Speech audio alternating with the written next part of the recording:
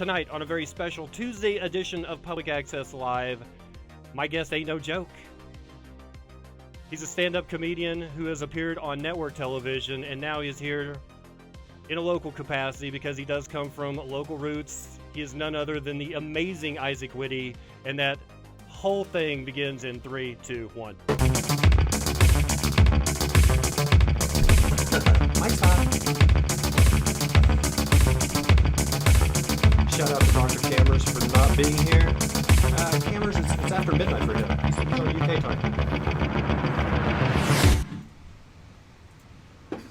Welcome to Public Access Live, your window into entertainment. I am Agent Dubsky. You guys know that. Welcome, welcome, welcome. My guest tonight is none other than comedian Isaac Witty. Thank you so much for being here. You're welcome. Thank you so much. First of all, how was George? Man, that was stressful last week. Yeah, so here's And you had a gig that night, right? I had already called and canceled with him. But here's what happened. So my mom called me at work at like 2:30, and she goes, I temporarily live with my parents right now. Okay. She called and said, I haven't seen George for 4 hours. That never happens. So I rushed back home, looked for him for another 3 hours, and that's the last time we had talked. And here's what happened. An hour later, we were like scouring the neighborhood, putting out flyers and stuff. He was in the closet the whole time. He was in the house. In the house. Yeah, so he was hearing, George, want a treat? He just laid there like, ha ha ha, they don't know where I am. How do cats fold themselves to get into... My best friend has a cat. They were moving out of a house. Right. He's like, well, you have to get Manzo out of here. I'm like, okay, where is he? He's like, all right, whenever you see him, you'll see him for a second, and then he's going to hide again. So he took like a container of cat food, and he went, and I see this cat's head like pop out of the doorway, and I'm like, okay, he's in the back room, and we go in there, can't find him. He had actually went, the distance between the wall and the dresser, and the back of the dresser is this much. It got in there, and that little pocket behind underneath had climbed in there, this big fat fluffy thing. Yeah. Like... They like when you can't find them sometimes. They like that. I think they think that's funny, or they think it's interesting. They like the attention. Does it say anything about you as a person to have an animal that typically isn't... I know what you're getting at. Like a dog will get up in your lap, he loves you, unconditionally, he licks your face, and a cat will be like, oh, you're home again? Remember that line in Meet the Parents when... I can't remember. He says something like, "A dog is so much easier," and then Robert De Niro's character says something like, "Is that what you need? An animal that gives you attention for no reason at all that you don't have to earn?" And all cat people heard that and went like, "Yeah, exactly." That's right. Him turning that around on me. That's yeah. He's a cat.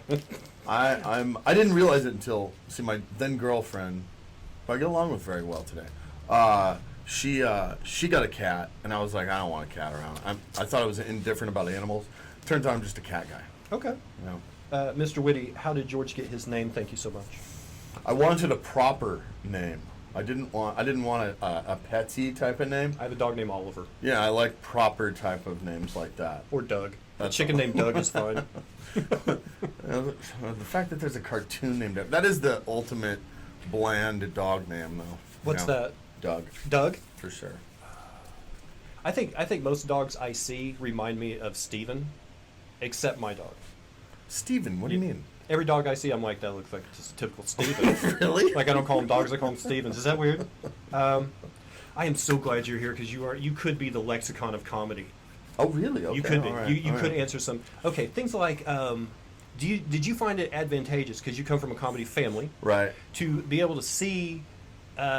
how crowds react to what your parents were doing, and did that give you an advantage early on to already know, okay, this isn't going to work because I've seen this not work before? I think because I watched my parents, of course, the genre that they did sketch more, they did right? Sketch comedy in churches, right? And because I watched them growing up, I think it gave me a more realistic idea of what stand-up of what comedy is going to be like.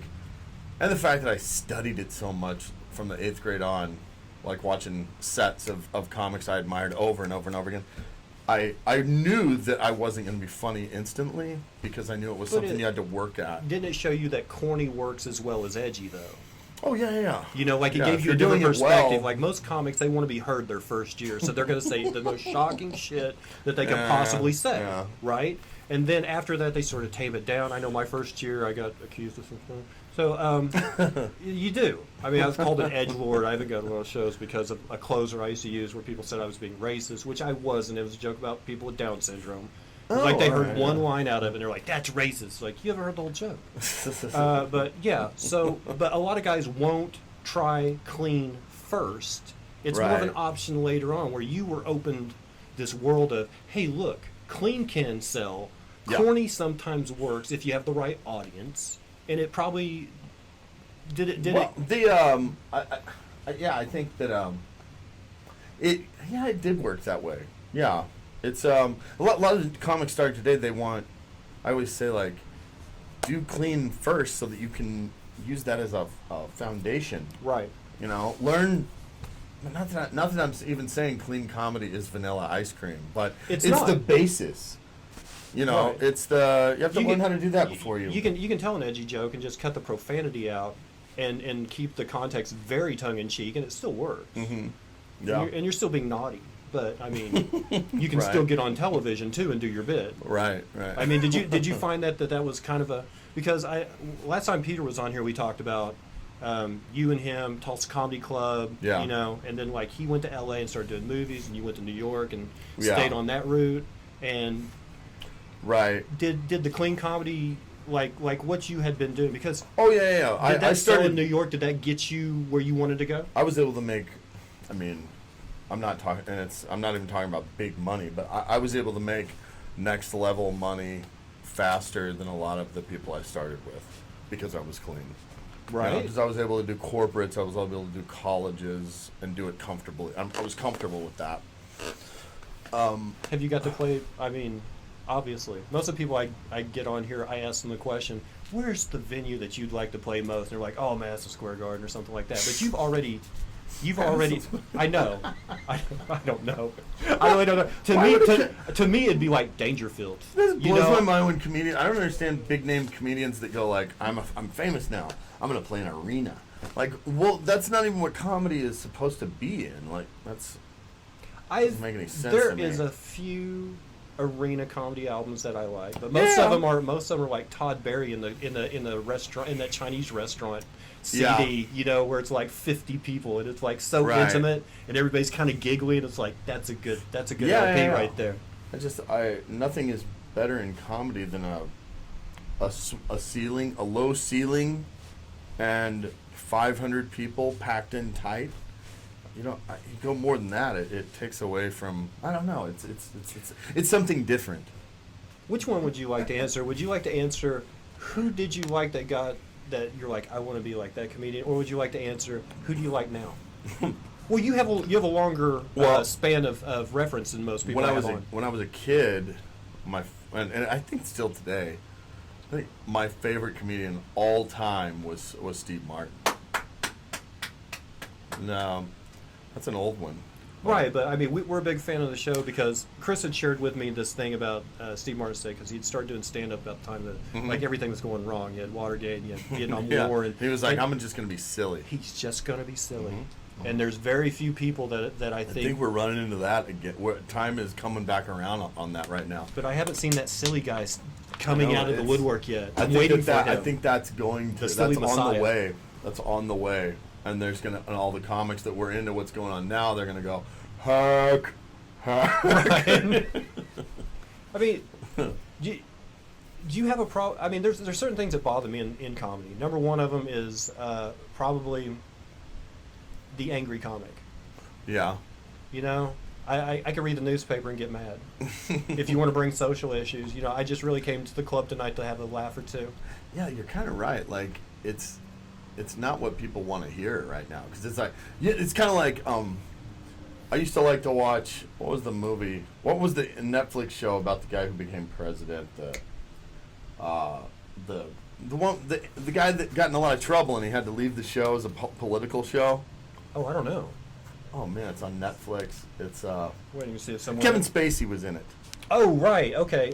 Whatever show that was. Yes. It's like I used to Not like to Heavy watch State. that show until 2 years ago when watching the news was just like watching that show. So now that show's not interesting anymore. House of Cards. House of Cards. Yes. that's the name of the Thank show. you, Mojo. Yeah. But yeah, I think Silly is coming. Okay. I do. The other thing is probably more than anything, and I'm glad it has its own genre now because I didn't like. There used to be shows here in town, Yeah. roasts, and Yeah. you would have guys who you never saw at open mic and you never saw in showcases that were always at the roast. And it's like, well, is that a separate genre? Is there such thing as a stand-up comic and a roast comic? There's a lot of comics. But now that so many guys are doing roast only, it's kind of like clearing the air a little bit. You know what I mean? Yeah. And then you don't have to put up with hateful people on stage a lot because they're all doing roast battles. Have you ever roasted someone? I've done it twice. I hate it. I hate. Did you write It's for not it, my or cup did of you just tea. walk up there and go off the guy's appearance, or? Oh no, I tried to write jokes for it. Yeah. Yeah, and it's just not. I'm not. I'm not mean enough. I'm passive aggressive is what I am. I I'm- don't like the East Coast tell it like it is to their face thing. I don't mind a jab. I don't mind jabbing someone. Yeah. I don't want them to linger. I don't want the lingering hate from them because of that jab. I don't Yeah. want them going, that really was, you shouldn't have said that. Well, Yeah, it's a roast battle. I did a roast one time where like the friend of mine that we're roasting, like I was like, you're just on stage telling him he's gained a lot of weight. Like that's not really. It's not even funny to me. It's just I have to say it. Oh yeah, well you're fat. It was like, whose roast I was it that hated Norm it. Macdonald got up there and he did the? Oh, that was so funny. The anti-edgy. Yeah. Yeah, I did all of that. It was beautiful. It was so nice. I can't think of any examples of it. Yeah, he did all of the old, like really, really old, corny things. The third thing that's bothering me in comedy right now is because I have a ton of comedians on my Facebook friends list. Yeah. So every time, and I've talked about this with other guests, every time there's something that happens in the news, Mhm. I get 450 hot takes. Yeah. And they're generally all about the same. And there might be one gem out of the 450 that's like, oh, well, that guy thought outside the box and wrote a good joke. But for the most part, it's like, oh, Bill Cosby was, here they come. I'll just not look I'm not going to look at Facebook that day. Something big happened in the news. The hot takes are coming. I know it. Man. Everybody has to do their best. You know what? Really, it killed. It really, Go on, nobody watches it really, it really hurt me socially. Like, here's the thing. I'm like, like during the past election, Right. it was terrible for me because I'm a natural contrarian. All of my friends in Minnesota, like, they would go on the same bandwagon. It's like, Trump sucks. Trump's an evil dictator. Hey, you He's can say- racist. It made me go, nobody's taking up for that side. That's how I'll fight you all. That's how I am in debate. I- I'll listen and hear what your point of view is, and then I'm going to take the opposite. Yeah. Do you know how I learned about flat Earth? How? People telling me, "Man, can you believe these flat earthers?" That's what I noticed I'm like, okay, I'll find out what their argument is, and the next time you say anything, next thing you know, I'm a flat earther. It's like, I'll take that. I just like taking the opposing point of view. I said that one time on Twitter. Like, man, you guys sure are mad at the 20 idiots in the world that really believe this. Like, it's not real. But why? Like, you should see some of the people that I think are even intelligent going, "Do you believe these people, these flat earthers?" Like, why are you so mad about that? Let me start up here. Have you ever done voice work? I have not. I know Yeah. I sound just like Tom Hanks. I hear that all the time. I don't really hear it. I was just beating somebody to the punch. I can't hear it. Good. Well, it's one of my life's curse. Like almost every time I get off stage, someone will come up to me as though it's the first time ever to been said, "Did you know that you sound just like? Get ready for it. This is going to be interesting for you." I go, "God, Tom Hanks." "Oh my God, it was just like he was right here." It's just, And then you Over sing, and over and then and you over. sing, "You Got a Friend in Me." And Thank you so much for saying that thing. Yeah. did you enjoy your time in the Twin Cities? Is it a massive comedy scene there? Was it a good place to be planted? Or? Minneapolis will always be. I will always feel like Minneapolis is just as much my home as Tulsa. Right. You know, like that's You spent half of your half life my there. life. Right. It occurred to me, like I just moved back in December, and yeah, it's like right at half my life. Time to head on back to Tulsa. Apparently, you're not only Tom Hanks; you're the Tom Hanks that the affordable people can get. Oh, that's so nice. You're what a a cheap, nice thing. you're a cheap person's Tom Hanks. Poor man's Tom Hanks. Yeah. I love it. Let's see. What's the best comeback done to someone shouting from people watching?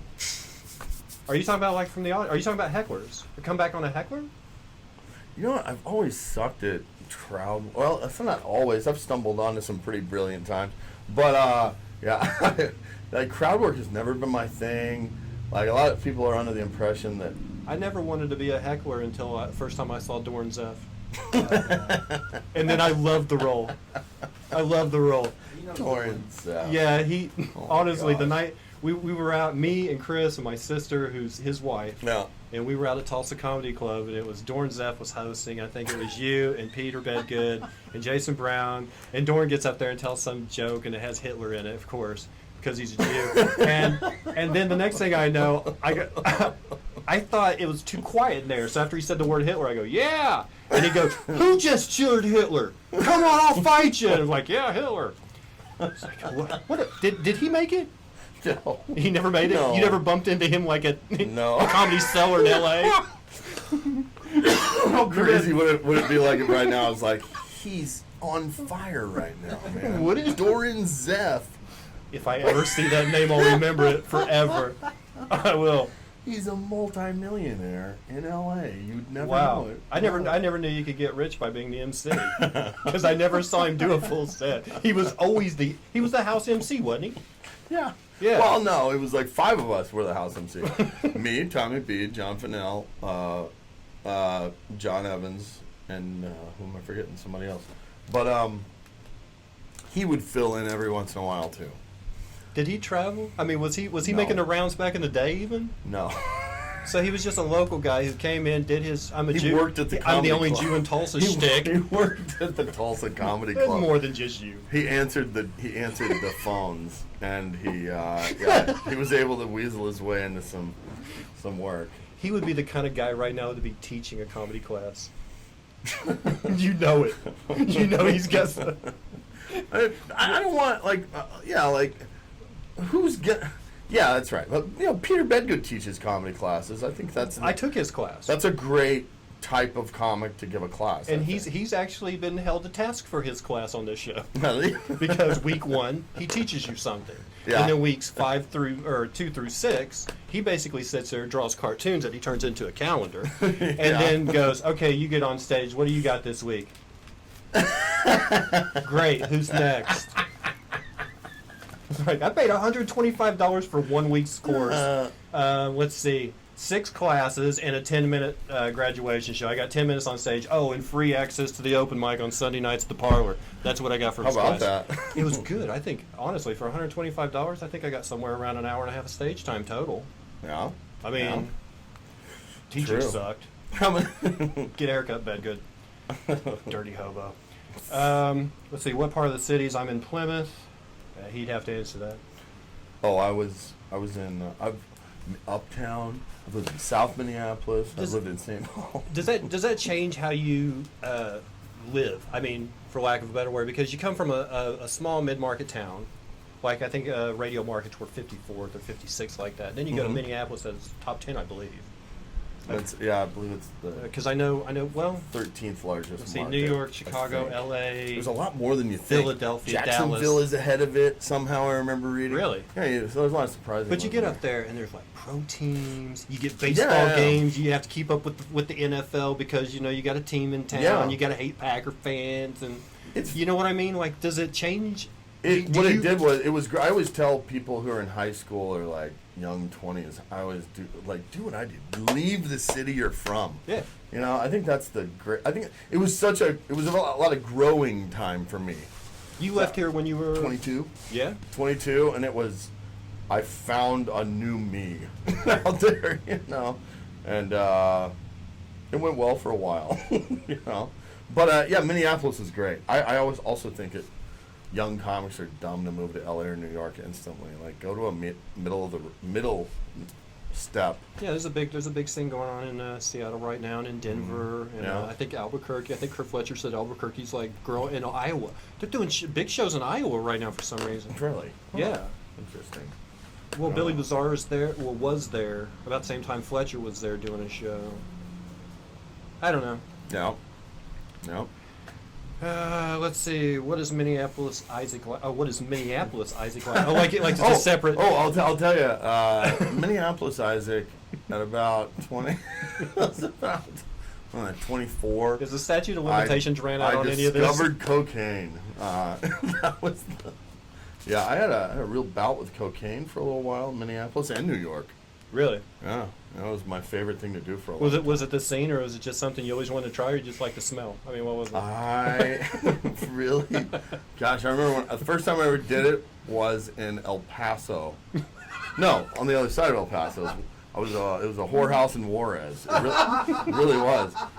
And I remember the first time I ever did a line of coke. I remember thinking, we're never going to circle back to your parents' church now. You know that, right?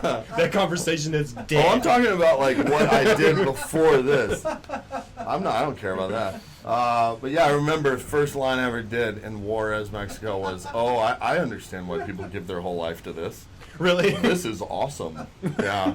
And 5 minutes later, can I have more? Right. And 5 minutes after that, can I have more? It was funny, like we're waiting in this room, and this guy doesn't speak English. He kept being like, 5 more minutes, And so finally shows up with it. I'd never done it before. I did my line, my friend did his line, and then there was a third line there, and he was like, yeah, I have this. Like, but we're going to pay for the whole thing, and this is all there is? Okay, guy with a gun. Right. Coke was so good, he didn't even see the donkey show. It was happening right there next to him, and he was like, what donkey? No, but I had a big bout with that. I jumped into a lot of drugs, and I turned a new leaf recently. Huh? Did you? I did, yeah. I had an experience with God. I hope that doesn't make you feel uncomfortable. Why? On the show. Why would it? Or any? I don't know. I don't know about the viewers. I don't care. No, I mean, I really did. I have my beliefs. I really did. I grace through faith. I mean, I'm kind of that way. Ran from God for years, yeah. And I had a legitimate experience in December that I haven't been the same since. So it hasn't been super easy, but it's been much more rewarding. And not trying to talk to anything, but I'm a Christian now, so yeah. Fair enough. Yeah. I still drink and cuss. No, no, I'm just, everybody knows. I think Jesus was an excellent role model. Uh-huh. I believe he was an excellent philosopher. Right. Love above all. How can you beat that? And I personally believe that he was who he said he was. Yeah, me too. That he really was the Son of God. I believe that. I believe it too. It's funny how society it's gone from like, but people instantly just go, you're an idiot if you think, okay, all right. Well, the other thing is, I don't really, the problem is, Chris, what's the quote from Gandhi? Is it, first they ignore you? No, the part about it's Christ I like, it's the Christians. Oh yeah, it's like I like your Christ. I don't like your Christians. Your Christians are nothing like your Christ. Oh yeah. Yeah, that. Yeah. Like I don't like religion. I don't give a fuck about religion. Yeah. I'm a Christian. Yes, I believe. Right. In the technical use of the word, IAN meaning follower of, and the first part of the word meaning Christ. Right. I am a follower of Christ. Yes, as far as a Christian, where all these rules that you have to go talk to a guy in a box to get your sins forgiven and given a plate at church and be part of this group and this. No, the religious part's the part I'm like, no, I hate that. See, I'll tell you though, like, I hate the fact that the Bible's been clipped. Give me the full 80 books. What's wrong? Why did I have this 66 book copy? What are you guys hiding? No. Give me the original 80 books. Yeah. I don't know. And there's not a church around that preaches the whole Bible. They all preach the Roman Bible. They do. They all preach the Council of Nicaea Bible. Right. You know, the original version that was translated into English by King James from Latin, 80 books. Yeah. Had the Apocrypha in there, had Book of Enoch, had those things. Oh. That's the church of England I went to. Yeah, as a matter of fact, some of the Anglican, some of the liturgical churches still have, I think their volume is like 78 books. I think they still Really? cut a couple out. Yeah. But yeah. That's So interesting. did this experience, were you still like drinking a lot, or were you Smoking meth. Yeah, I was What? I was a meth head. Really? Oh yeah. Did you find that here or up there? Well, up there. Really? Then I came down here trying to escape it. Oh, you came to Oklahoma to get away And from that. a guy that I'd never. Well, it's where my family is. When I'm here, I only hang out with my family. Oh, I got you, but still, this is like Yeah, this is yeah. Missouri's like meth capital of the world. That's what every city says, by the way. Every city thinks they're the meth capital of the world. Well, you gotta have both. That's true. But yeah, I came down here, and a guy that I'd never seen smoking meth before. He's smoking meth. Smoking it. Make you believe in the devil. Like, yeah, Oh my God. I came here to get away from that, and there you are for the first time ever. You know. Can I say something? Yeah, yeah. If I don't get the chance to say it, your CD Zero Balance Yeah. is one of the funniest bits of comedy I've ever heard in my life. Oh, thank you. It is just hysterical. Oh, thanks. So funny. Absolutely. Thank you. What was Mr. Witty about to say? Oh, what happened like 6 months ago? Oh, it's my experience with God. You know, that thing. Was it like an audible voice? Nope, not like that. No, He sent someone across your path who it was. showed you love. I was all alone. Oh. I was in the car, and You don't mind sharing this, do you? no, not Okay. at all. I was in a car, and I heard something on the radio that was about kids being hurt or something like that. I don't know exactly. And out loud, I guess it was a prayer, but not really. I was just kind of saying something out loud. I said, "How the fuck could you let that happen?" And God took that as a moment to instantly, it felt like the presence of God was there in the car. You felt like surrounded by love. Mm-hmm. Yes. Amazing. Yeah, something I'd never felt before. And I grew up in church. I know. So, yeah, I grew up around it, and I never believed it. I never knew it was. I always thought it was wrong. I always thought it was BS, you know. And I feel like, I don't know, say what you will. I feel like God revealed himself to me in December, and, you know, it's a very freeing feeling, actually. Are you still interested in doing comedy and Yeah, I did a show at Church on the Move at my church. Right. But I mean, 2 weeks ago, and I'm getting back into it. I'm kind of, you know. Well, I heard you say earlier that your job you got a call about your cat at your Right, job, right. and I'm like, are you? Oh, I have a regular job now. Yeah. When you do meth for 2 years, it'll it doesn't make you productive in a good way. It just it makes you real sad all the time. So yeah, I'm back here, and like really, I've come a long way in the last 6 months, and yeah, I'm already on stage. I'm kind of like slowly working back into it. You know, well, Peter was on, I think, end of last year. He was on 2 episodes last year, and he's been here this year. And he was like, "Hey, Isaac's in town. You should get him on the show." Mhm. We were talking over at Peter's house, and this was probably around January or February. Yeah. And I was like, I don't know if he'd be, I'd never met that guy, and I don't, I know you, I don't know him, that kind of thing.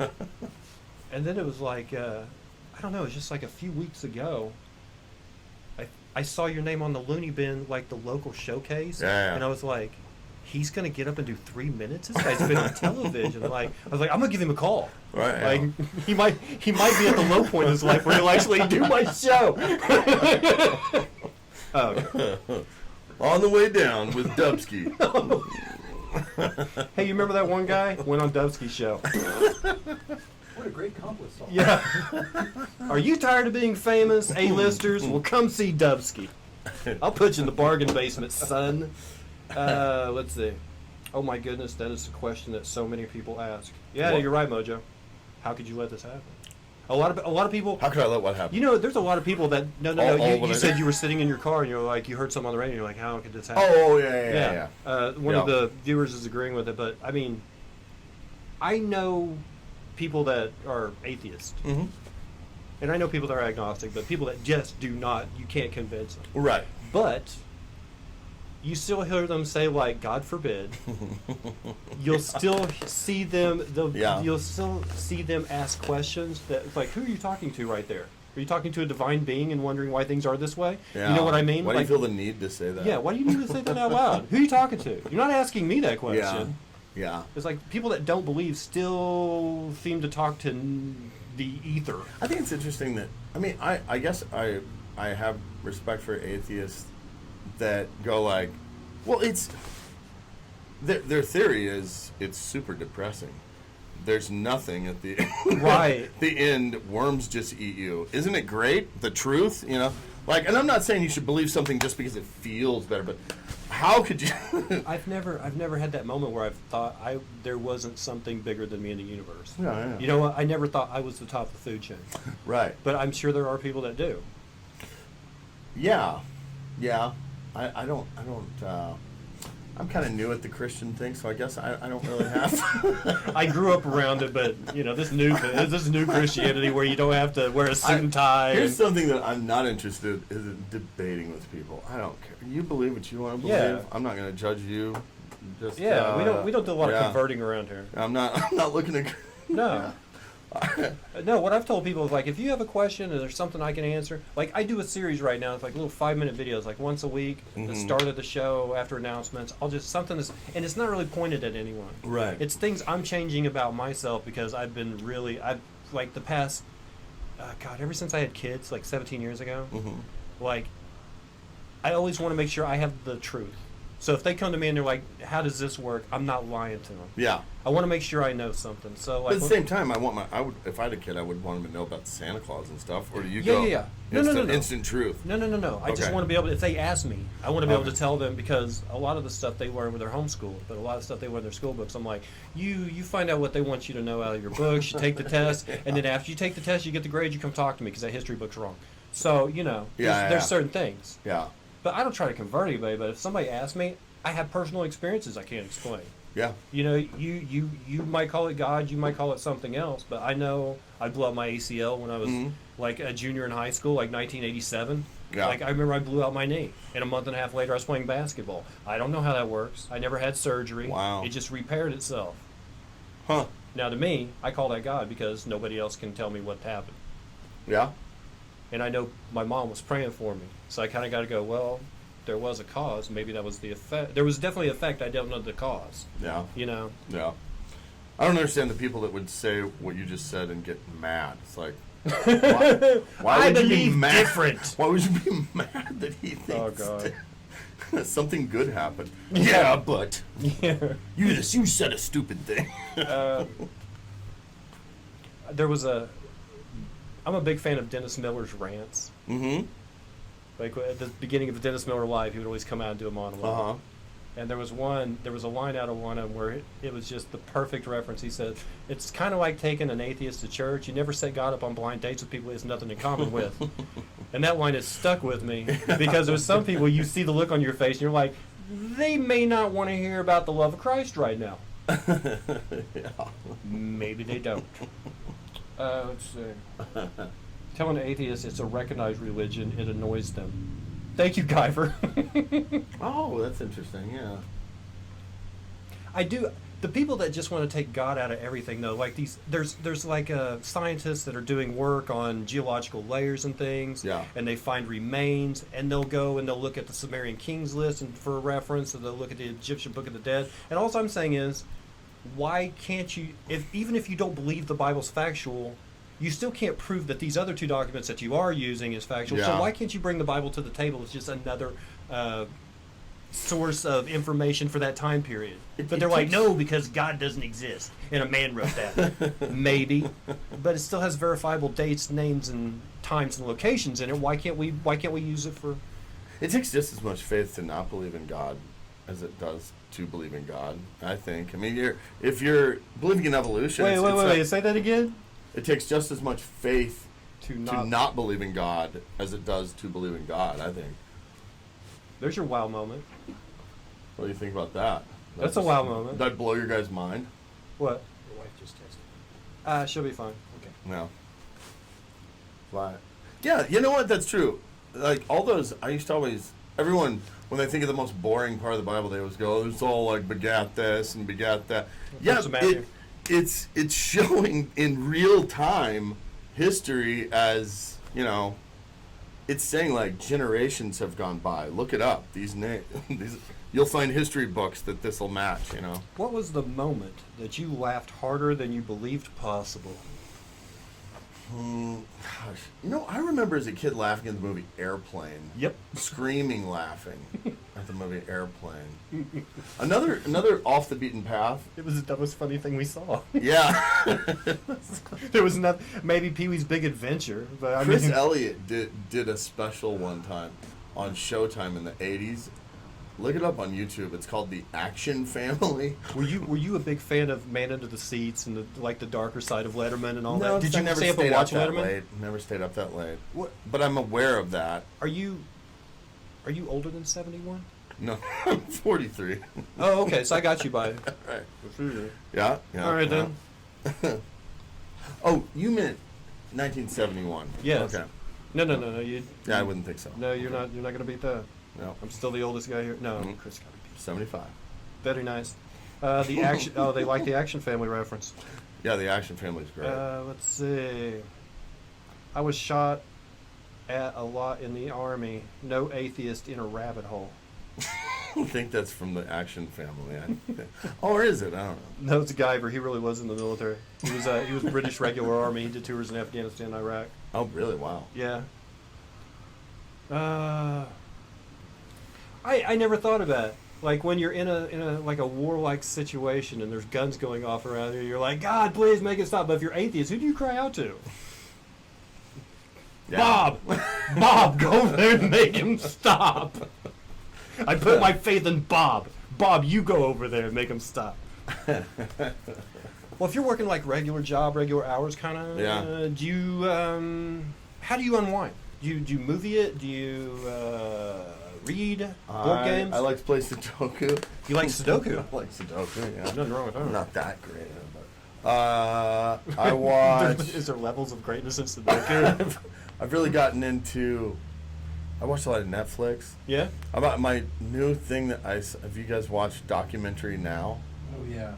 Documentary Now is this thing I didn't realize, like the first, like the third season's alright, but the first and second season are so funny. Blue Jean Committee. The Blue Jean Committee is so fun. Yeah. I like the Globesman. It's like a 1950s documentary about men who sell globes. It's so funny. Let's see. Who makes you laugh now? It makes me laugh now. Gosh, man, you know what's? Do you like?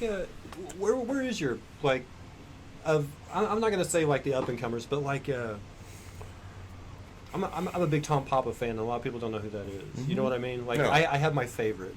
Yeah, but Tom Papa is a veteran, and you know it's funny because he's been a veteran New York comic for years. Yet no one knows who he is. They say he's a comedian's comedian. Yeah. Like only other comedians appreciate him. I'm like, no, I wouldn't say so. Because before I got into comedy, I was a fan of comedy. Mm-hmm. You know, before I ever got on stage, I was a fan, and I liked his work. Yeah. He's like to me, he's like a little bit more a sly version of Richard Jennings, because I was a big fan of Richard Jennings. Yeah. And he seems like that. He's very polished, but he's not as animated as Richard Jennings. But I mean, it's kind of that. Oh man. That New York vibe is definitely there. Yeah. You know. Yeah, he's really funny.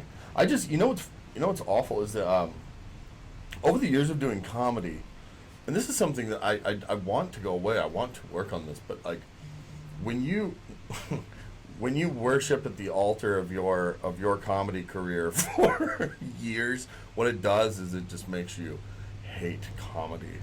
So like I haven't sat and watched comedy in a very long time. I like to perform, Oh yeah. but I don't watch a whole lot of stand up. Really? Yeah. Sometimes I'll get put in that position where I'll be at someone's house and they'll go, "You're a comedian. I bet you like. Let's watch this for an hour." Oh. You know. Ugh. Well, anything anybody turns on for an hour when you're just visiting. I just came by for a drink of water and use your bathroom. You know what's the worst is when someone goes like this to me. They'll be like, oh, you got to watch this video. And you instantly look at 8 minutes. No. Lucky. Hour 43. I found this little gem. It's like, I don't want to watch a the YouTube video's half video. of my life long. No. But it's really funny. Can't possibly. You'll like it. The first 7.5 minutes is a setup, but the last 30 seconds makes it all worth it. Selfish. Don't ever do that to someone. Are you a people watcher? Yeah? Yeah, I like Do to do you that. use it? Yeah, I mean, I think as a comic you have to be observant. Yeah. I do like to, you know what's fun to do? It's fun to just look at someone and not make observations, but make predictions and judgments about like, well, like, Pro tip for you kids, here it comes. Next time you're at a Starbucks, the person in front of you, get a little judgy on them. Get a little preachy. In Jesus' name. I mean, like, In the name of freedom. I mean, like, if that, like, look deep into their soul, like, And I make bet- horrible assumptions. I know. Someone typed. We play that game. Yeah. A secret nobody knows about. I figure out the worst thing about them, and then I call the police.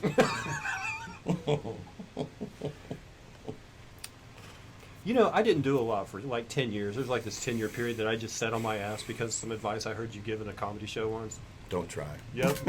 All right, kids. No, wait. Try. Yeah, just don't try. I was like, that's perfect. That's right in my wheelhouse. You know, I can do that. I did that for the longest time as a closer. The joke was, here's some advice. It's don't try. That's it. Don't try. Yeah. That way, should you go through life and be very successful, people will go, hey, and he didn't even try. Right. And if you do really bad, they're like, well, he's not even trying. And then I'd say, so for those of you who might be watching me tonight thinking, this guy's not very good, I'm not even trying, right? But I found that it made a terrible closer because what I'm doing is putting in their heads, he thinks he didn't do well. I guess he didn't do well. And then they would leave. That was like that was the last thing that was the last impression they would get of me, and I didn't feel it was a very good way to leave them. You've always had a pretty good confidence in yourself, yeah? Have you ever featured for a headliner that you got a little weak in the knees around? You're like, oh, this guy's, I know this name. I can't Jeff believe. Dunham, yeah. Yeah. No. I mean, Jeff I worked with Jeff Dunham, but I wouldn't say. He popped he pulled Walter out of the trunk, and you're like, it's the Jeff Dunham. I forgot I'm working with the Oh my Jeff goodness. Dunham. Peanut is here. Let's see. Mitch Hedberg for sure. Yeah. Really? I worked with him 3 times. One of the best. Right? Oh man, he was. I was a good acquaintance of Mitch Hedberg's. Oh, that's Yeah, and one of our favorites for real. he was. Yeah, he was exactly the guy off stage that he was on. He was. It really was. That was him on stage was a sincere representation of himself. Yeah, absolutely. Wow. Yeah. I remember him saying like, he wanted to walk down. I had lent him some money, and I go, oh, you don't have to. He was gonna give me more, and he goes, Isaac, since the last time we saw each other, I make a lot more money. Go back to Guyver's question. What was Guyver's question I missed? Oh, what inspired the last joke / routine you wrote? You know what? It's last joke I wrote was, and it's just something I've tried once. It was when you're it's a church joke, but it works for everyone's seen sermon illustrations. Yeah. You know, like I'll be like a pastor. On the felt board with well, the felt figures. it could be that, but I'm talking like the way sermons are often taught are, they don't just go, what you need to do is, fly above the circumstances. They don't just say that. They'll say like, the eagle is a very beautiful animal. It soars high above the head, and it does this and does this and does this. And I was watching sometimes when I'm watching sermon illustrations, I'll go, what if he just never brought it back? What if what if this was just a eagle speech? Yeah, they'd be like, and the eagle lives to be 30 years old and often has 2 or 3. There was and then pause. That's all I know about eagles. Let's pray.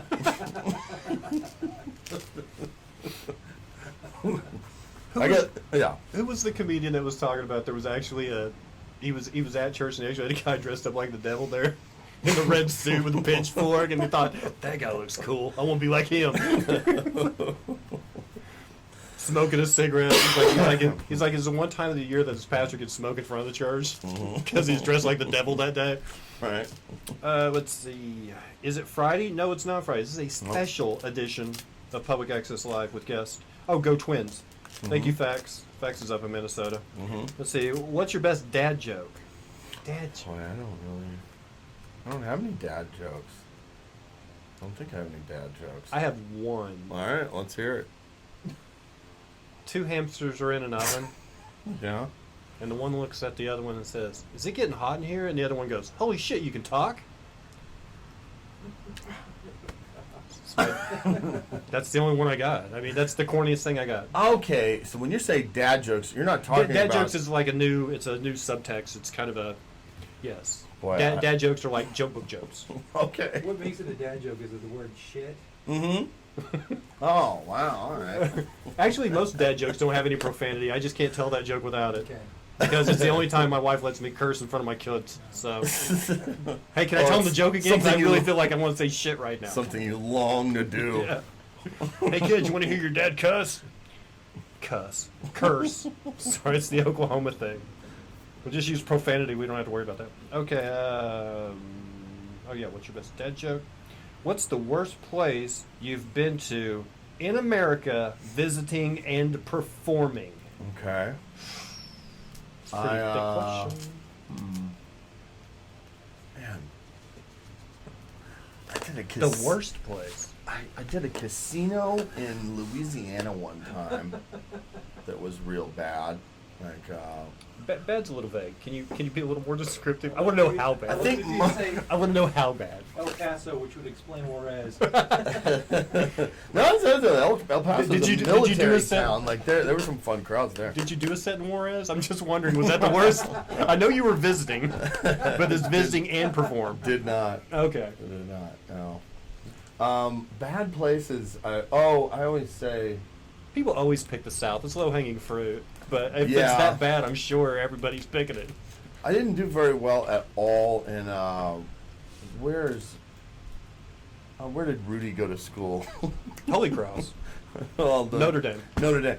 That South Bend did not like me at all. Really? Boy, they were some just ugly people. Well, Tulsa has traditionally been a punchline to a lot of coastal humor. You know what I mean? Like people in LA, people in New York. They like to use Tulsa, sometimes bounce the punchline off of it a little bit. I can see so, yeah. Did you find it whenever like you were meeting people in New York for the first time? They're like, "Oh, Tulsa, huh?"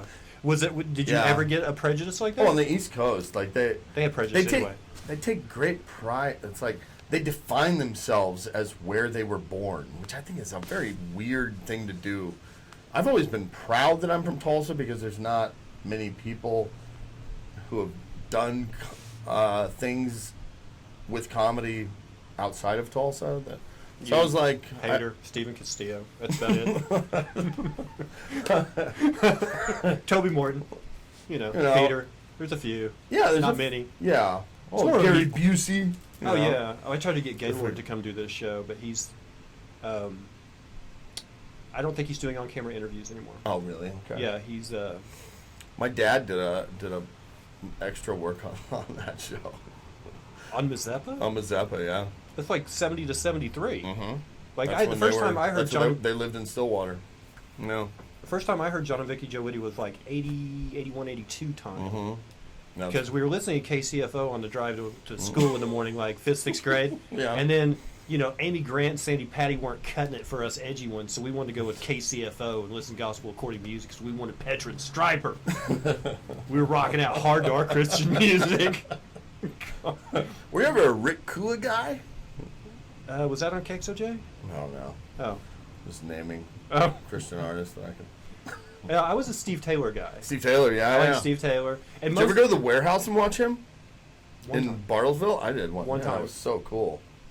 Actually, I think Melinda and Chris went to see Sixpence there, who Steve Taylor produced. Hey, maybe we were at the same show. Was that a long time ago? Yeah, it was. Was that a long time I've ago? always told people about the times It was a fantastic show. I was really impressed. Well, here's what I always tell people about.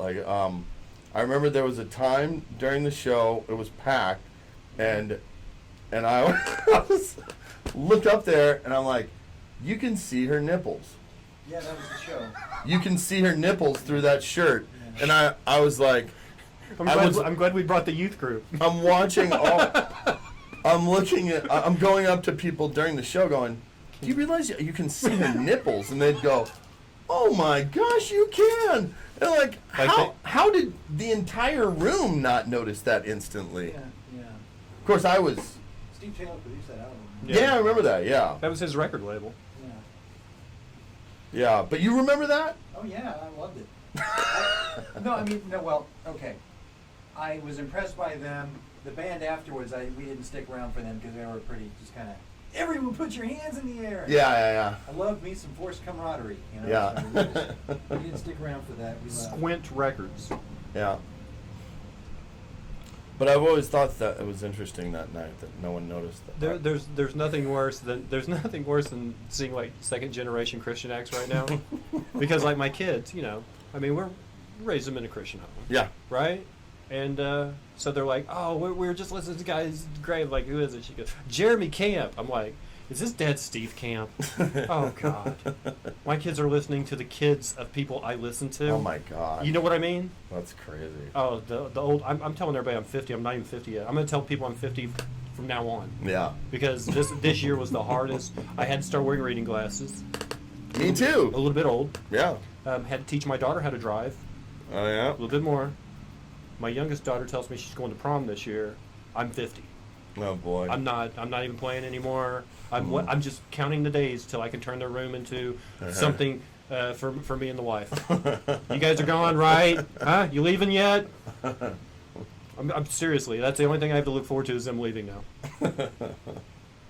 Did you find it? Because we didn't exactly grow up in a household where we had what's the word? Fun, laughter. Right. We didn't grow up around a lot of fun and laughter. We had to find our stuff. Mm-hmm. Did it? They always say like the most conservative parents now had hippie parents when they were growing up. Did you find it like because everything was like kind of what was it the same at home as were they corny around the house? My parents were not. No, they weren't strict. They weren't strict. But were they? Was it like all like? Did they ever turn off? Oh yeah. Oh, absolutely. Yeah, they flicked a switch. It wasn't. They like, always hated. Let's say they're not the type. Were they like John Cleese, where when they gets confronted by Americans, like do the silly walk forwards? He's like, that was a character I played on TV. I'm not doing that for you. They don't know how they feel the need. I've always made fun of them for that. Like they feel the need to. Like I don't know. They're not social people, right? Okay. But they put on. Do they still write comedy? They're actually getting back on the road. Really? They are getting back on the road. They're going to do Time Trip again. My dad is 70, and they've rewritten the end of Time Trip. Did you ever see Time Trip? I think so. Yeah. Well, I mean, it was one of those. Hey, in the '90s, they were on the road every weekend. They would give me and my brother and sister $150 cash, and they go see all the movies and eat all the pizza you want. We'll be back in 3 days. That was nearly every weekend for us. Really? When I was like around a senior in high school, They toured. Yeah, they were gone nearly every weekend, especially in the winter. Yeah. What was their? Did they perform in front of like youth groups, or did like the main service have them come up and do? Main service. Really? Main service, yeah. Like when they first started out, I'm pretty sure it was a lot of Valentine banquets, Christmas banquets, Valentine's banquets, stuff like that. But they didn't drag you guys along. You guys got $150 and stay home, huh? When we were old enough, yeah, they would. Did you ever warm up the crowds for them? No. I was always like, that's what they do. That's not what I'm into. Did you listen to Michael Warnicki? Mojo just asked that, and I was like, oh yeah, Michael Warnicki. Warnicki, yeah. My parents went to Bible college with Mike Warnicki. They go out to Raymond? Hmm? Did your parents go to? No, they went to a Bible college in Oklahoma City, I think. That's where Mike Warnicki went. Oh, was it? Yeah. I still have his cassette. Yeah, boy. I know. My dad was quoted in that Cornerstone magazine article where they expose the expose. Did you ever read that? No. Was that when they were going around like faith healers and stuff and sending camera crews into? Well, they pretty much was saying like the Satan Seller. Remember his book, Mike Warnicki? Yeah. Yeah, it was pretty much saying there's no way that can possibly be true. None of it lines up. And then Mike Warnicki, he kind of fell off after that. There used to be a lot of traveling, I'm going to say acts, but they weren't acts. But they used Comedy acts? No, just traveling acts that would go from church to church. Like, there was a guy named Dave Reeve who was a Vietnam vet who had, like a grenade went off in his hand. Yeah. And he used to tell stories about when he was in the military and how he didn't believe in Jesus and all this stuff. And he would kind of make the rounds, and then you had like, it wasn't just all preachers. There was like, if someone's like acts that would go from church to church. Well, that guy's an evangelist, though. I mean, but I guess he has funny stories. Yeah. I mean, basically the premise was, I went through a lot of pain, but I'm going to make it funny for you. Yeah. And then I'm going to tell you about Jesus. Yeah. I mean, that was pretty much his shtick. Yeah, that's true. Yeah. He played piano by... Oh, I remember that. He did. Dave Reeve would do this thing where he played piano, but he said he played piano by ear because he would take off his prosthetic ear and start... Oh, yeah. Okay. Did you find it strange when they stopped being on tour and the fame declined? It was hard.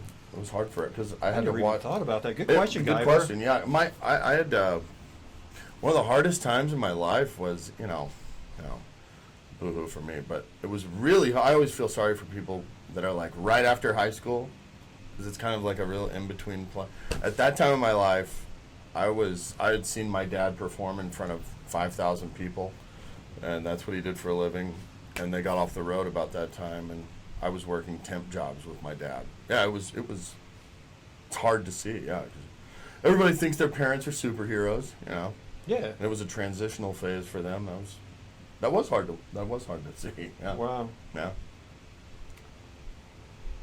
All right, this is food porn. Food porn. Come on, bring the conversation back around. Don't leave it on that. Somebody ask this guy what he eats for Thanksgiving, or I'm going to hurt someone. Like right now. Let's see. My dad retired end of last year at 79, so the phone calls have stopped. Guyver's my buddy. He lives in England. He's former British military. Yeah. His father was the pyrotechnics engineer on all the James Bond movies. Really? Wow. Yeah, so that's fascinating. we have fun talks. We do. But I'm getting another water over here. Sure. He's coming back, don't worry. Okay, what is good to eat in Minneapolis? Thank you, Mojo. Let's get this thing going. Yeah, it's Juicy Lucy's. Juicy Lucy's? You familiar with that? No. Are you an adventure seater? Are you like a blue plate guy, or do you like spice? Do you like flavor? Do you like India Thai? Yeah, I like that stuff. Yeah. You like to get outside? I think I would say. What's Juicy Lucy? Juicy Lucy is when you take 2 hamburger patties and put cheese in the middle, put it together like that. Yeah. So it's got cheese in the middle of the burger. Yeah. Yeah, that's the concept of a Juicy Lucy. Okay. But you have to bite it very slowly, because the cheese is molten lava in there. Yeah. It's hotter than pizza. Yeah. Pizza is the hottest substance on the earth. Oh, I can see it. Yeah. I one time actually got a 2nd-degree burn from the pizza. Did you really? Well, I'd put it in it was one of those microwave pizzas that you get at a convenience store, one of the little round ones, like a school cafeteria pizza. And I put it in the microwave for like 2 minutes. I took it home, put it in the microwave for 2 minutes, took a bite out of it, and the cheese got right here, and it burned me all the way down. Oh God! And my roommate's like, "What did you do? How long did you cook that for?" I was like, 2 minutes. He goes, "In a row?" I'm like, You know something I don't? It says cook for 2 minutes. He goes, you never put it in for 2 minutes in a row. You cook for a minute and then another minute. And I'm like, What? Not familiar with that. by the way, did I tell you I had a problem with meth? So did my roommate. Actually, we were doing worse than that. You're in good company. That's your family.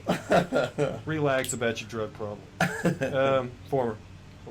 Juicy Lucy's mouth is a fucker. She ain't nice. I would say that my favorite genre of food is sushi, Really? and then I would go Tex-Mex. Yeah. Kind of bipolar with your taste there, aren't you? I love when people do that. I'll say I like Tex-Mex, and they'll go, I got something even better. And then they take me to an authentic Mexican I restaurant. hate that. It's like, I didn't say Tex for fun. Right. It's a No. completely different genre. My dad's a Ventura County, grew up California kid. Mhm. Right. Moved to Oklahoma in the 60s. Lived here a Right. long time. So his idea of Mexican food is authentic. He's Yeah. like, oh, this is awesome. And you look at it, and it's a tortilla, and in it is like whole potato. A corn tortilla. Yeah, whole potato, Yeah. some egg, and beans. I'm like, no cheese, no meat, no sauce, no nothing. Just Gross. he's like, this is authentic. This is what I grew up on. I'm like, I'll take the crap. Take me to a crappy place. Take me to Poncho's. On the border. I like on the border. I like Poncho's Mexican buffet. I Yeah. don't care. Just take me to Me too. Take me to the place that I'm not going to have to push real hard tomorrow. Yeah. That's where I want to go. I don't Yeah. care about all the, well, this is how poor people in Mexico eat. I don't care. All right. Have you had a tasty freeze lately? Lately, I will, if we're playing top trumps, I will raise you. My mother worked at a Tasty Freeze, and that's where she met my father. Man. My mom graduated McLean High School, Yeah. class of 64. She worked at Mr. G's Dairy, that is now Tasty Freeze on the corner of 46th Street North in Cincinnati, and that's where she met my dad when he came to Oklahoma in 63. Wow. Yep. Yes. Tasty Lately? Freeze? No. I don't even know whether to taste. I wish. I love a dip cone. Oh man. Is there one? There's one. Well, shoot. There's the place on See, 46th Street North. here's the thing. You have to, when you're a delivery driver like me, I just look at a phone. Where you delivering? And then I go, I deliver window frames and doors and toilet partitions. For who? It's a place called Lock Supply? Felix Thompson. Oh, I don't know that. Yeah. One. So Well, I'm in local. construct. Local. I'm in construction. I don't know how to cover my mouth away from that thing. I'm in construction. I have a Yeah. day job too, Okay. like for 30 years. Actually, Really? 30 years, June 5th. Oh, okay. I'm a coppersmith. Really? Wow, interesting. Yeah. Wow. So What's your favorite genre of food? you taking over this interview? Sorry. No, you're fine. I like home. I like family recipes. Yeah. It's not home cooking because everybody has like a meatloaf, or they all have a spaghetti, but we have a chicken spaghetti, and we have a 24-hour salad that we do, and there's You might certain be able things to we call do. that comfort food. Yeah. Okay. Yeah, definitely. Yeah. But when I'm eating out, Taste of India is good. I'm not. Yeah. I can go korma to tikka masala. I can't go full vindaloo. Okay. It's a little too. I don't like a lot of spice here. Oh. But like you said, like with sushi, where the wasabi Uh-huh. hits you here, Yeah. and that I can take. I like that. But all of this stuff right here, no. Mhm. If it burns my like I hate Tabasco because once you put Tabasco on it on something, Everything tastes like that. everything tastes like the Tabasco. Yes. It wipes everything out. It And I does. like little subtle flavors. I like pear. I like vanilla. I like to be like hit with little flavor here and Mhm. there instead Mhm. of just like, here, have Yeah. some garlic. Here, have some onion. Want a bell pepper? There you go. I don't like that. No. You like a more gentle food. Is there any, because you are a former about to be current touring comedian, Mm-hmm. is there any rumors or, let's just go with rumor. Is there any rumors you want to dispel about the comedy condo? Oh. Is there anything you'd like to say that you think people might have the wrong idea about the comedy condo? People, I don't even know that they exist all that much anymore because of bed bugs. Jeff's got one in each town. Yeah, he does, doesn't he? Due to How did you get back at the loony bin? I know about the show at the Max. oh, really? I remember that. Yeah. With John Evans. Peter there was the with one me? that told me, he's like, Isaac's not allowed at the Looney Bin anymore because he did a show for a friend's birthday party. I That's was right. I there. forgot about that. Oh, okay, I was okay. there. It was great. Yeah, so That's right. I how forgot about that. How did you get forgiveness? We go back to the condo thing if you want. But how did you get back in? It's just been so long since I've worked there. Oh, And, okay. You know, like I really. I mean, it wasn't a Bill thing. It was a Jeff thing, right? I think so. I think it 'Cause was. I I vaguely remember that. Yeah, that was a long time ago. John was going to go on stage, and he couldn't because he got a phone call right before we got there. Yeah, but I don't know. Maybe they don't. I don't think they're as harsh as they used to be. So the bed. Okay, back to the original. The bed bug thing. People have. There are no more comedy condos. There's because not as many comedy houses anymore because of bed bugs. I would think. Did And, you ever have a problem sleeping in a bed that you know, like the week before, had like the dirtiest fucking guy? Like, You know- who was the headliner last week? I'm not sleeping there. I'm not gonna do it. Yeah, they did. There were times, but you know, like they were always there'd always be like a sheet like these sheets were cleaned yesterday, you know, and everything smelled fine. I'm not a real germaphobe type of guy, like, but yeah, it would be weird the thought that there's a different person in there all the time, but you know, you kind of when you live that lifestyle, you kind of just get used to it, and you can't be grossed out. Did you were some of those like package deals, or did you head from a different direct? Like, let's say you came to Tulsa, you were the headliner that weekend, you had a feature that weekend, and then from there, did you and the feature go to another town, or did you go to another town? Feature went to another town, or did you ever travel in pairs with anyone? It's every once in a while you get to work with a friend. Okay. But you would think that they would do that all the time because it's like, wow, this comic works well with that comic, but bookers don't want the power taken away from them. So bookers book 2 new people every single week and they move them around like this. Did you? Because they don't want. Now it's even to the point where, from what I understand, the big clubs, they have to get names in every week, like big names. So they will. Big names don't even get to book a feature. The name brings their feature. You know. Yeah. See, I got bumped on a show for that. Yeah. I was supposed to open for, I don't remember who it was. It was an older lady. She was headlining. I was going to feature for her at the casino in Miami. Mm-hmm. And she was bringing her own with her, so they moved me to open for Tim Northern, or to feature for Tim Northern like a couple weeks later or something like that. Yeah. But even the casino didn't know. Like, they called me week up and they're like, oh, by the way, you're supposed to feature this weekend. And I'm like, yeah, I know. And they're like, you're not doing that. I'm like, we have a deal. You can pay. I'll still drive up there and you can pay me. And they're like, no, we're going to put you on in a couple weeks. And I was like, all right. Well, okay. Because I didn't Do you know. care if I go to the bathroom real quick? No. Where is you know the where at? bathroom? It would be. All right, well, hold on 1 second. Don't go anywhere. It's this way. Okay.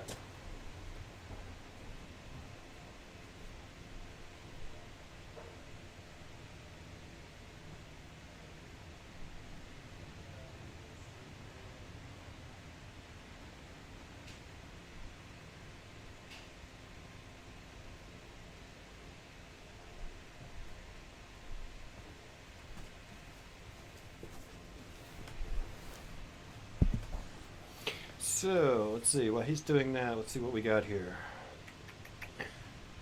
What is good to eat? What is good to eat in Tulsa? What road food do you crave? That's a good one. Every comedian brags about the wanking on the road. Is that a game changer? Start whistling or you might hear some stuff. You know how far the bathroom is from this chair. Nobody's good.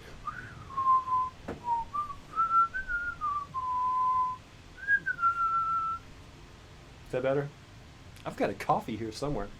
Thank you guys so much for sticking around. I thank Isaac for giving us a little extra time. It was going to be kind of rushed last Friday anyway, even if he was on, because he did have a comedy show that night. So, still here, boss. Thank you so much, Mojo. Guyver. Let's get caught up here. And we're very lucky that he's Sorry about that. donated so much time. No. Absolutely. Okay. What is good to eat in Tulsa? That's a question. Do you have a favorite here?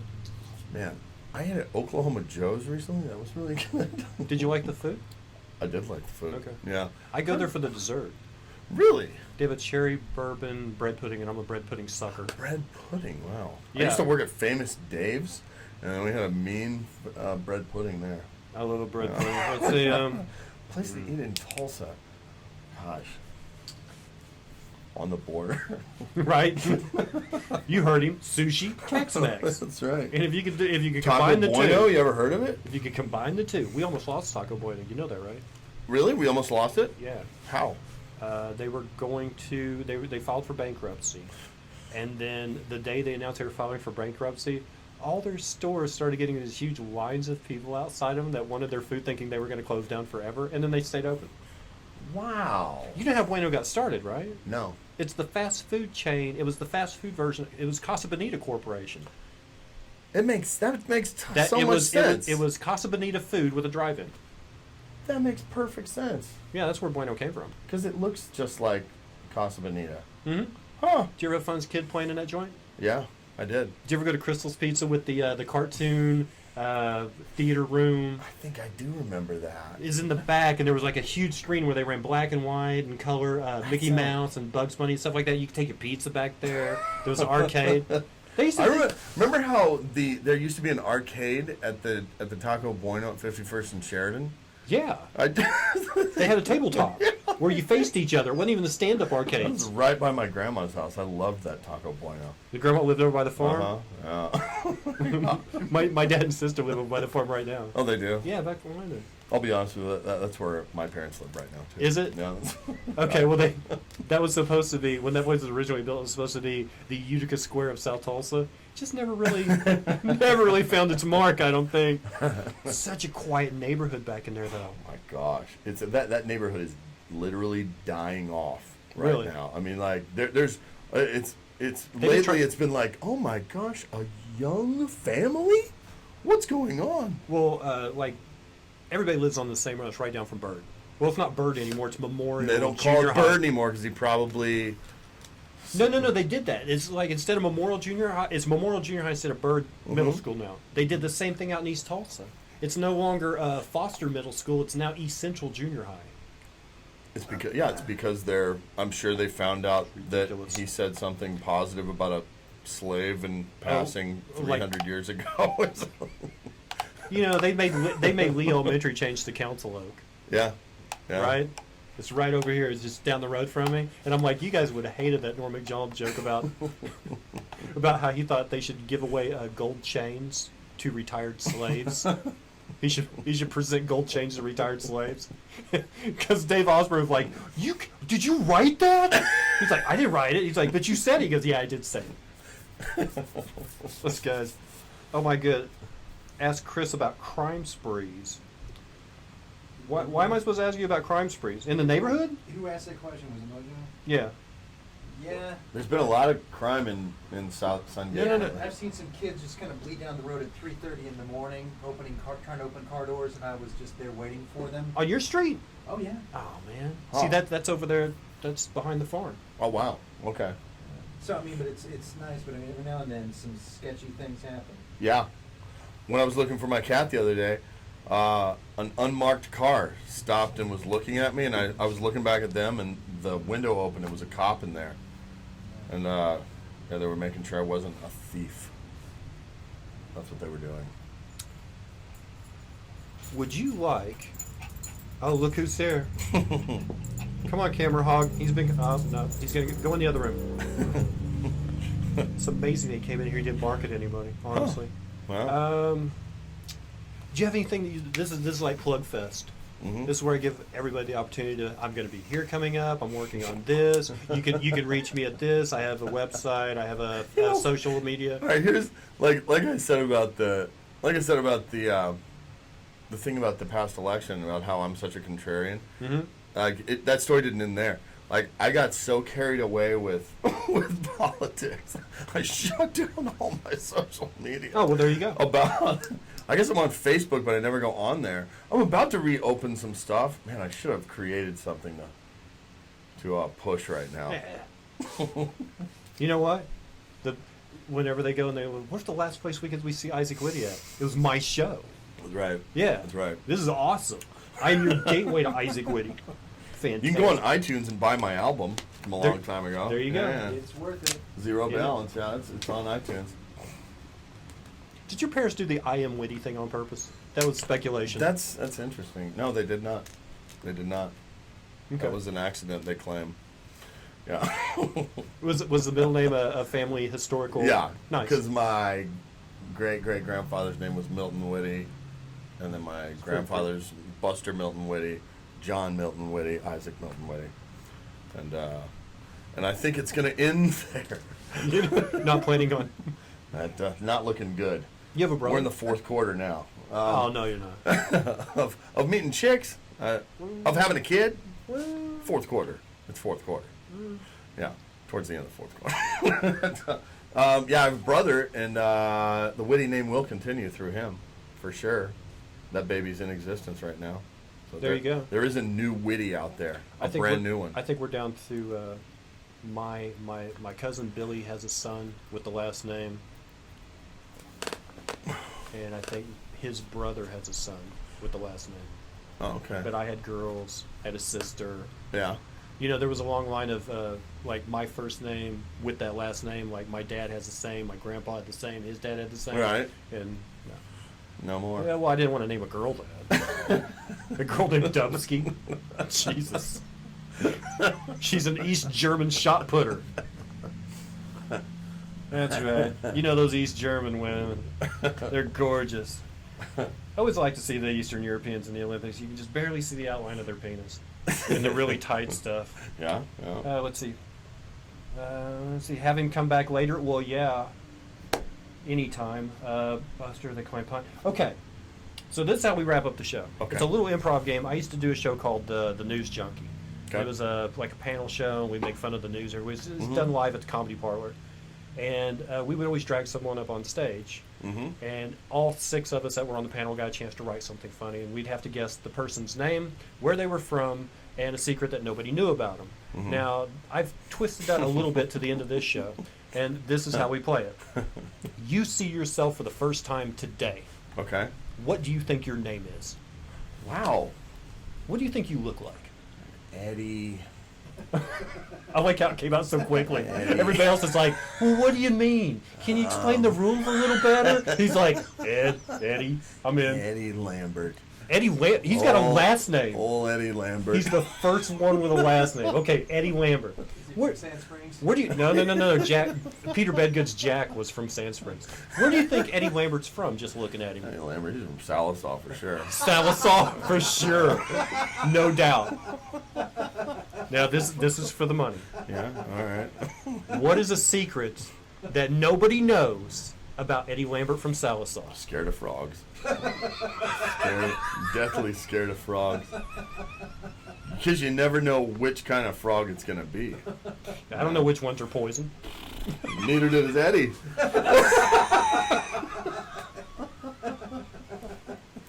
Yeah. But don't tell anybody. That's a secret. That's an Eddie secret.